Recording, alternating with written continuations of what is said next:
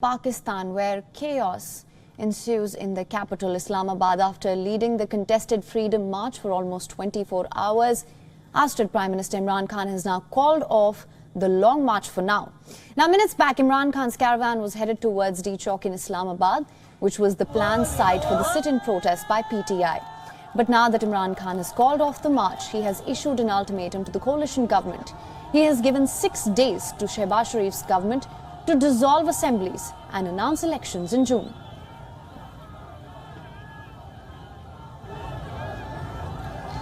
तो मैं आज यहाँ से ऐलान करना चाहता हूँ, इस इम्पोर्टेड हुकूमत को एक पैगाम देना चाहता हूँ। आपको मैं 6 दिन दे रहा हूँ। 6 दिन के अंदर आप इलेक्शन अनाउंस करें, जून के महीने में इलेक्शन अनाउंस करें। अगर 6 दिन के बाद ये नहीं करेंगे आप, तो मैं सारी अपनी कौम को लेके वापस इस्लामाबाद आऊंगा। Now, this development comes after hours of scuffles between Khan's supporters and the police. In the wee hours of Thursday, the expelled Prime Minister entered fortified Islamabad with his convoy. The situation soon turned chaotic as PTI supporters started marching towards the city's D Chowk. Several instances of violence were reported as well. Police and PTI workers clashed with authorities, tried to block them from moving towards D Chowk in the capital.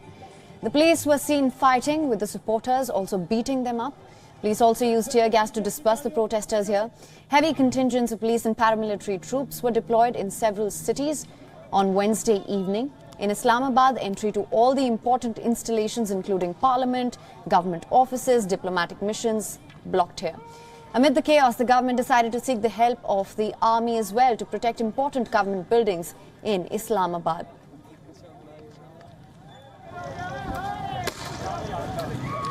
Now, after hours, the ousted Prime Minister Imran Khan has called off the long march, at least for now. He's given the government an ultimatum to dissolve all the assemblies and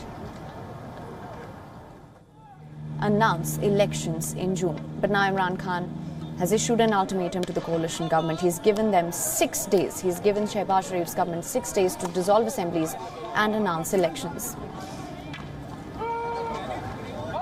Now, WION has been on ground for almost 24 hours. We've been tracking all the developments here. And for more on this, Anas Malik, our Pakistan Bureau Chief, is now joining us live. Anas, thank you so much for joining us. What is the latest right now? Well, the latest is that it's a set of disappointment or a set of strategy, however you would want to put it. But the news from the ground is that Imran Khan has given the government an ultimatum of 6 days.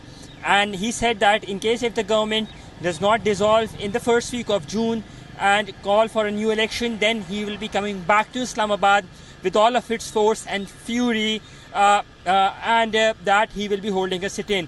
With that address that took place about 4 kilometers from where I'm standing, the sit-in has now officially been called off. The D Chowk, people at the D Chowk are now leaving. You can see workers leaving as well, dejected PTI workers leaving, to be precise.